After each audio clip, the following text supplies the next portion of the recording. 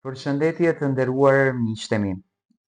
Jam këtu me ju për të komentuar një intervistë që unë dua të bëj analizë në fakt rreth kësaj interviste, që e ftuar ishte Loredana Brati, ku në thelb ishte biseda për marrëdhënien e saj me Josefin Markun edhe me Don Gjonin, do me thënë një bisedë që Loredana duheshte ta qartësoj.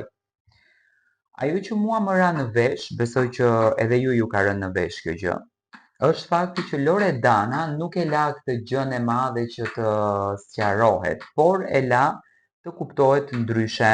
Unë mendoj që Loredana Brati dhe në këtë rast Jozi dhe Don Gjoni është një lojë që po luhet. Pse mendoj unë që Lori vazhdon akoma të ruan kontakte me Jozin, edhe të gjithën këtë lojën e madhe e bëjmë për klikime, apo qofte edhe me Don Gjonin.